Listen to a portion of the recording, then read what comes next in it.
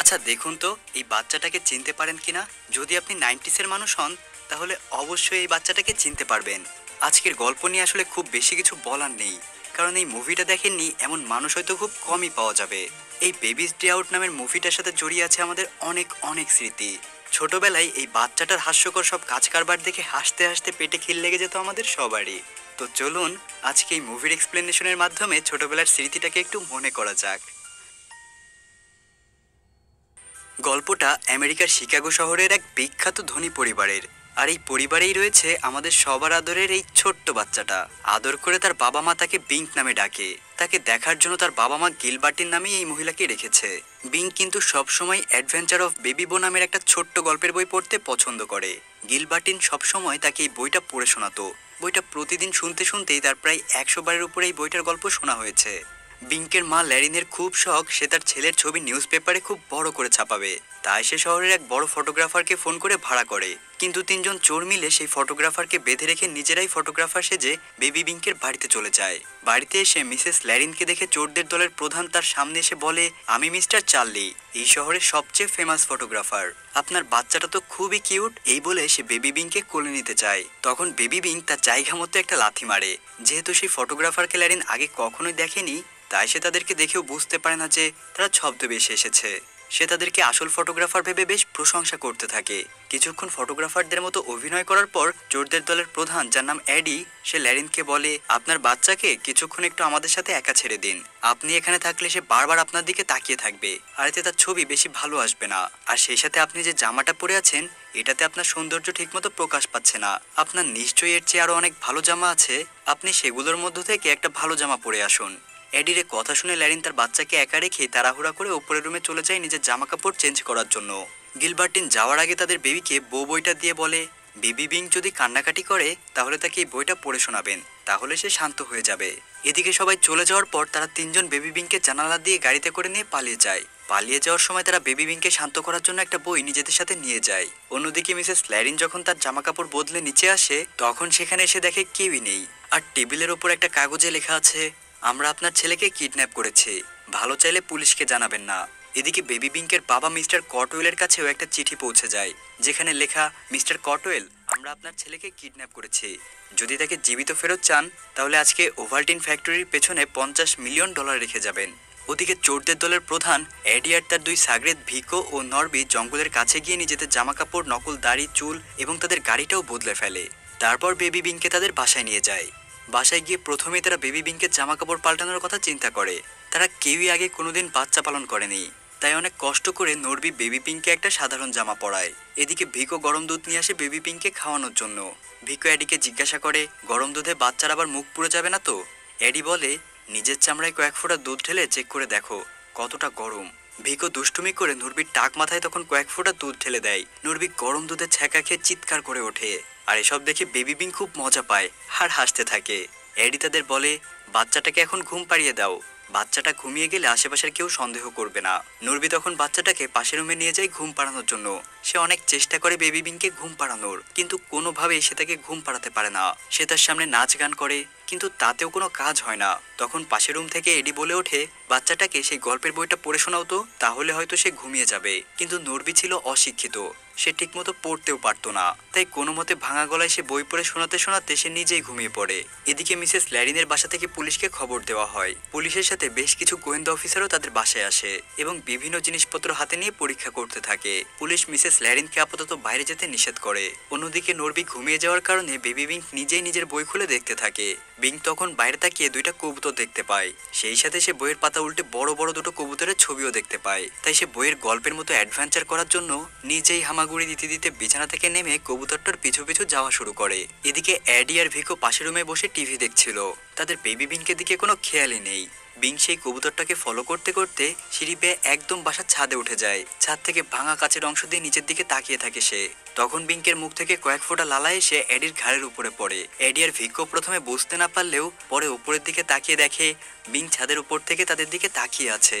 তারা সাথে সাথে গিয়ে নুরবিকে জাগিয়ে তোলে।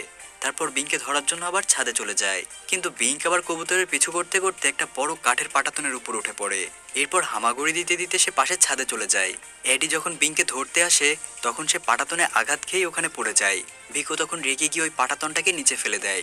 অন্যদিকে বেবি বিঙ্ক মনের আনন্দে হামাগুড়ি দিতে দিতে ইচ্ছা মতো সামনের দিকে এগিয়ে যেতে থাকে। ভিকো আর নরবিক কোনো রকমে এডিকে সোজা করে দাঁড় করায়। তারপর তারা তাকে বলে, আমাদের এখান থেকে লাফ দিয়ে পাশের বিল্ডিংয়ে যেতে হবে, কারণ বাচ্চাটা ওদিকেই চলে গেছে। তারপর তারা 1 2 3 বলে লাফ দিয়ে পাশের বিল্ডিংয়ে চলে যায়। মাথায় আঘাত পাওয়ার কারণে এডি তাদের সাথে লাফ দিতে পারে না, সেই সাথে সাথেই নিচে পড়ে যায়। বেবি বিং ততক্ষণে হামাগুড়ি দিয়ে একটা বাসার ভেতরে ঢুকে পড়েছে। সে বাসার দরজায় হাত দিয়ে শব্দ করতে থাকে। সেই বাড়ির মহিলা এসে দরজা খুলে দেয়। ঠিক তখনই কুরিয়ার সার্ভিসের ডেলিভারি বয়ও সেই বাসায় এসেছিল। তাই সেই মহিলা বেবি বিংকে দেখতে পায় না। বাচ্চাটা তাদের পায়ের নিচ দিয়ে হামাগুড়ি দিয়েই বাইরে বের হয়ে যায়। সে সরাসরি গিয়ে লিফটের উপরে পড়ে, আর তখনই লিফটটা চালু হয়ে যায়। এরপর বেবি বিঙ্ক নিচে চলে আসে। এদিকে ভিকো নরবি এসে দেখে এডি আধমরা হয়ে নিচে পড়ে আছে। তারা তাকে টানাটানি করে কোনো রকমে দাঁড় করায়, আর ওই সময় বিঙ্ক তাদের পেছন দিয়ে চলে যায়। বিঙ্ক পাশে একটা নীল রঙের বাস দেখতে পায়, যেটা দেখে তার বেবি বউয়ের সেই নীল রঙের বাসটার কথা মনে পড়ে যায়। তারপর সে হামাগুড়ি দিয়ে সেই বাসটায় উঠে পড়ে।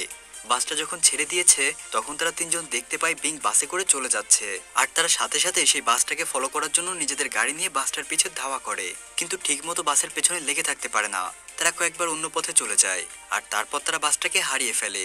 অন্যদিকে বাসের ভেতরে এক মোটা মহিলা বিংকের সামনে একটা ঝুড়ি রাখে। বিং ঝুড়ির মধ্যে কি আছে সেটা দেখতে গিয়ে ঝুড়ির ভেতরেই ঢুকে যায়। বাস থামলে মহিলা ঝুড়িতে কি আছে তা না দেখেই বেবি বিংকে সহ ঝুড়িটা নিয়ে বাস থেকে নেমে পড়ে। এদিকে চোরের দল শেষ পর্যন্ত বাসটাকে খুঁজে পায়। নরবিত দৌড়ে এসে বাসটাকে চেক করতে শুরু করে, কিন্তু সে কোনোভাবেই বেবি বিংকে খুঁজে পায় না। আর এরই মধ্যে মোটা মহিলাটা ভিকোর সামনে দিয়ে চলে গেলে ভিকো সে ঝুড়ির মধ্যে বেবি বিংকে দেখতে পায়। তারপর তারা তিনজন মিলে সেই মহিলাটাকে ফলো করতে থাকে। সেই মোটা মহিলা একটু পরেই টের পেয়ে যায় যে ওই তিনজন তাকে ফলো করছে, তাই সে সাথে সাথে নিজের ঝুড়ি রেখে তাদেরকে মারতে শুরু করে। ঝুড়িটা মাটিতে রাখার কারণে বিং ঝুড়ি থেকে নেমে আবার হামাগুড়ি দিয়ে চলতে শুরু করে, আর পাশের একটা শপিং মলে ঢুকে পড়ে। এই শপিং মলে যারা শপিং করতে আসতো তাদের বাচ্চাদের জন্য আলাদা বেবি কেয়ার ইউনিট ছিল। বেবি বিংকে এক মহিলা হামাগুড়ি দিতে দেখে সে মনে করে বাচ্চাটা বেবি কেয়ার ইউনিট থেকে হয়তো বের হয়ে এসেছে, তাই সে আবার তাকে কোলে করে বেবি কেয়ার ইউনিটে রেখে আসে। তো বেবি বিংক আবার হামাগুড়ি দিয়ে সেই বেবি কেয়ার ইউনিট থেকে আস্তে আস্তে বের হয়ে পড়ে। এরপর সে একটা বেবি কেয়ার সাইকেলের নিচে ঢুকে পড়ে, কিন্তু একটু পরে এক মহিলা আসে আর বেবি কেয়ার সাইকেলটা নিয়ে চলতে শুরু করে। কিছু দূর গিয়ে মহিলাটা থেমে গেলে বেবি বিংক আবার সেখান থেকে বের হয়ে চলে আসে। বাইরে তখন একজন মহিলা সাংবাদিক বাচ্চাটা হারিয়ে যাওয়ার সম্পর্কে একটা নিউজ রিপোর্ট করছিল। বেবি বিংক তার পায়ের নিচ দিয়ে মাইক্রোফোনের তার পেঁচিয়ে কোনোভাবে সেখান থেকে চলে আসে। অল্প সময়ের জন্য তাকেও টিভিতে দেখানো হয়, কিন্তু কেউই সেটা লক্ষ্য করে না। তো চোর তিনজন পাশে দাঁড়িয়ে বাচ্চাটাকে কিভাবে খুঁজে পাবে সে বিষয়ে কথা বলছিল। তখন তারা টিভির দিকে তাকিয়ে বুঝতে পারে বাচ্চাটা তাদের আশেপাশেই আছে। এদিকে বেবি বিংকে একটা ট্যাক্সি দেখে তার বেবি বউয়ের একটা ট্যাক্সির ছবির কথা মনে পড়ে যায়। ট্যাক্সির দরজাটা খোলাই ছিল, তাই সে হামাগুড়ি দিয়ে চলতে চলতেই সেই ট্যাক্সির ভেতরে উঠে পড়ে। ওই ট্যাক্সির যাত্রীরা তাকে দেখতে না পেয়ে তার পাশে কিছু জিনিসপত্র রেখে দেয়, ফলে সে আবারও ঢাকা পড়ে যায়। ট্যাক্সি ছেড়ে দেওয়ার পরপরই এডি কোনোভাবে ট্যাক্সির ভেতরে বাচ্চাটাকে দেখতে পায়। ট্যাক্সিটা তার গন্তব্যে পৌঁছানোর পর যাত্রীরা সেখানে নেমে যায়, আর বেবি বিংকো এক ফাঁকে সেই ট্যাক্সি থেকে নেমে যায়। সে ট্যাক্সি থেকে আস্তে করে বের হয়ে যায়। সে বের হয়ে সামনে চিড়িয়াখানা দেখতে পায়, আর এটা দেখে তার মনে পড়ে যায় তার বেবি বউয়ে হুবহু এমন একটা চিড়িয়াখানা ছিল। তাই সে রাস্তার মধ্যে হামাগুড়ি দিয়েই সেই চিড়িয়াখানার দিকে যাওয়া শুরু করে। এদিকে চোর তিনজনও ট্যাক্সিটাকে ফলো করে সেখানে পৌঁছে যায়। তারা দেখতে পায় যে ব্যস্ত রোডের মধ্য দিয়ে বেবি বিং চিড়িয়াখানার ভেতরে ঢুকে যাচ্ছে। বিঙ্ক অনেক ছোট হওয়ার কারণে গাড়ির নিচ দিয়ে খুব সহজেই চলে যেতে পারছিল, কিন্তু চোর তিনজন কিছুতেই রাস্তা পার হতে পারছিল না। তাদের রাস্তা পার হতে অনেক সময় লেগে যায়। ততক্ষণে বেবি বিং চিড়িয়াখানার ভেতরে ঢুকে যায়। তারা তিনজন যখন চিড়িয়াখানার ভেতরে আসে তখন তারা দেখতে পায় বেবি বিংকে একটা গরিলার খাঁচার ভেতরে ঢুকে গরিলার সাথে বসে আছে, আর গরিলাটাও বেবি বিংকে খুব আপন করে নিচ্ছে। তারা তিনজন বাচ্চাটাকে সেখান থেকে বের করার অনেক প্ল্যান করে। প্রথমেই ভিকো খাঁচার ভেতরে হাত ঢুকিয়ে বিংকে জুতার ফিতা ধরে টানতে টানতে বাইরের দিকে নিয়ে আসতে চায়, কিন্তু গরিলা সেটা দেখে ফেলে।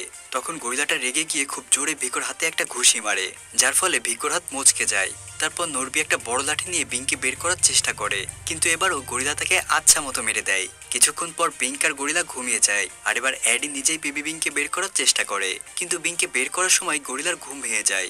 গরিলা উঠেই অ্যাডিকে ধরে ফেলে, তারপর তাকে এত জোরে ছুড়ে ফেলে দেয় যে সে উড়ে গিয়ে অন্য একটা খাঁচায় চলে যায়। তারা তিনজন বিধ্বস্ত অবস্থায় সেখানেই পড়ে থাকে। তারপর গরিলার খাঁচার পেছনের দরজাটা হঠাৎ করেই খুলে দেওয়া হয়। বেবি বিং পিছন দিয়ে আস্তে আস্তে সেই চিড়িয়াখানা থেকে বের হয়ে যায়। চিড়িয়াখানাটার পাশেই ছিল একটা পার্ক। বেবি বিং হামাগুড়ি দিয়ে সেই পার্কের ভেতরেই ঢুকে পড়ে। তাকে দেখে একটা মহিলা বিংকের কাছে এসে তার মায়ের কথা জিজ্ঞাসা করে। বিং পাশে তাকায়। সেখানে অন্য একটা মহিলা বসে বই পড়ছিল। সেই মহিলাকে বিঙ্কের মা মনে করে অন্য মহিলাটা সেখান থেকে চলে যায়। বিঙ্কও তখন হামাগুড়ি দিয়ে পার্কের ভেতর ঘুরতে থাকে। এদিকে বিঙ্কের কিডন্যাপ হওয়ার খবর নিউজ পেপারেও ছাপিয়ে যায়। বিঙ্কের মা তখন কান্নায় ভেঙে পড়ে। ওদিকে চোর তিনজন বেবি বিঙ্ককে খুঁজতে খুঁজতে সেই পার্কে এসে পড়লে তারা তাকে দেখতে পায়। বিঙ্ক তাদের দেখেই একটা টানেলের ভেতর ঢুকে যায়, কিন্তু ছোট্ট বিঙ্ককে তারা টানেলের ভেতর থেকে ধরে ফেলে। তারপর তারা তাকে কোলে নিয়ে বাসায় যাওয়া শুরু করে। গাড়ির কাছে যাওয়ার আগে তারা দেখতে পায় তাদের গাড়ির কাছে দুইজন পুলিশ অফিসার দাঁড়িয়ে আছে। তারা ভয় পেয়ে পার্কের একটা বেঞ্চে বসে পড়ে আর বিঙ্ককে তাদের কোলে বসিয়ে একটা কোট দিয়ে তাকে ঢেকে রাখে। পুলিশরা তাদেরকে দেখে তাদের কাছে আসে। তারপর তাদেরকে জিজ্ঞাসা করে ওই গাড়িটা কার। তখন তারা বলে ওইটা আমাদেরই গাড়ি। পুলিশ তখন বলে গাড়িটা তো চালু অবস্থায় আছে, ওটাকে বন্ধ করনি কেন? এদিকে কথা বলার সময় এডি বিঙ্কের মুখ হাত দিয়ে চেপে ধরে রাখে। তাই বিঙ্ক ভেতর থেকে বারবার এডির আসল জায়গায় গুথা মারতে থাকে। এডি কোনোভাবে পুলিশকে বলে গাড়ির ব্যাটারির সমস্যা আছে, তাই স্টার্ট বন্ধ করিনি। তারপর পুলিশরা তাদেরকে বলে একটা বাচ্চা কিডন্যাপ হয়েছে, তোমরা কি এ ব্যাপারে কিছু জানো? তখন বিঙ্ক এডির পকেট থেকে একটা গ্যাস লাইট খুঁজে পায়। তারপর সে ওটাকে টিপে টিপে আগুন জ্বালিয়ে ফেলে আর আগুন জ্বালিয়ে সে ওটা এডির আসল জায়গার পাশে ধরে রাখে। এডি ব্যথা সহ্য করে নিয়ে বলে না, আমরা তো কিছুই জানি না। পুলিশেরা নানান বাহানায় তাদের সাথে কথা বলতে থাকে। তখন ভিকু আর নরবি পুলিশদেরকে বিভিন্ন কথায় সেখান থেকে সরিয়ে নেয়, কিন্তু ততক্ষণ এডি সহ্য করতে না পেরে বিঙ্ককে ছেড়ে দেয়। তারপর বেবি বিঙ্ক আস্তে করে বেঞ্চের নিচ দিয়ে হামাগুড়ি দিয়ে চলে যায়, কিন্তু ততক্ষণ এডির প্যান্ট পুরো ধোয়া বের হতে শুরু করেছে।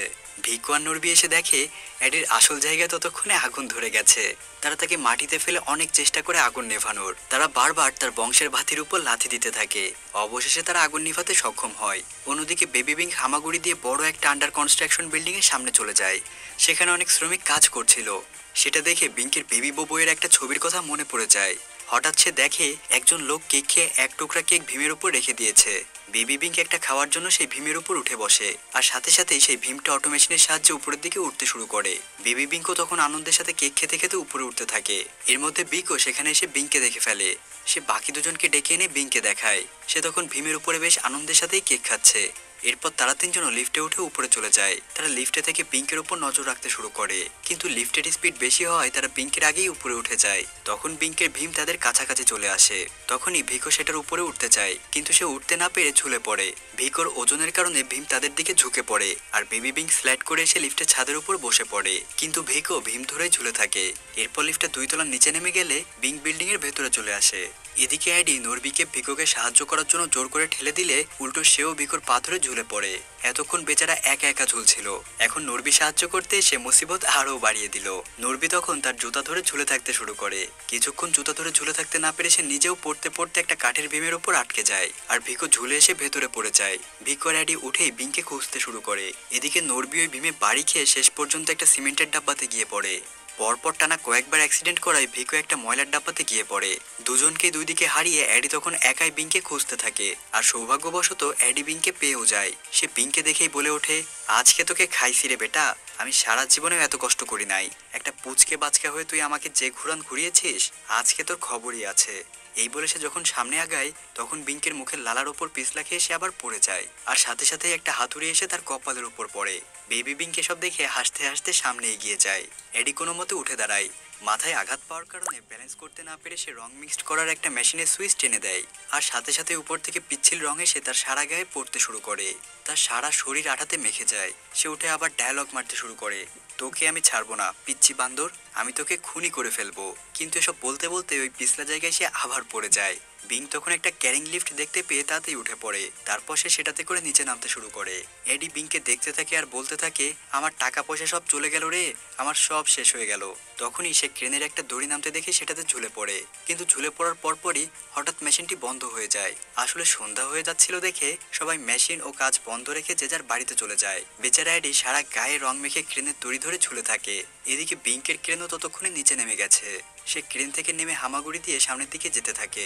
এদিকে রাতের বেলায় ভিকু আর নরবি এসে কোনো মতে এডিকে সেখান থেকে বের করে নিয়ে তাদের বাসায় চলে যায়। এদিকে মিসেস স্ল্যারিনের বাসায় গোয়েন্দা অফিসাররা তদন্ত করা নিয়ে কথা বলছিল। তারা বলে, আমরা রিপোর্ট পেয়েছি, অনেকেই বলেছে একটা ছোট্ট বাচ্চাকে প্রথমে বাসে দেখা গিয়েছে, এরপর একটা চিড়িয়াখানায় দেখা গিয়েছে, আর তারপর তাকে একটা পার্কে দেখা যায়। পাশেই বসে থাকা গিলবার্টিন তখন বলে ওঠে, শেষটা কি কনস্ট্রাকশন বিল্ডিং? অফিসার অবাক হয়ে বলে, হ্যাঁ। গিলবার্ট বলে, এটা তো বিংকের সবচেয়ে প্রিয় বইয়ের গল্পটার মতো, গল্প একদম হুবহু এমনই ছিল। সেই অনুযায়ী এরপর সে নিশ্চয়ই রিটায়ার্ড আর্মি অফিসারদের কাছে যাবে। সাথে সাথেই অফিসাররা তাদেরকে নিয়ে রিটায়ার্ড আর্মি অফিসারদের থাকার জায়গার দিকে রওনা হয়। এদিকে বেবি বিং সত্যি সত্যি আর্মি অফিসারদের হাউজে পৌঁছে যায়।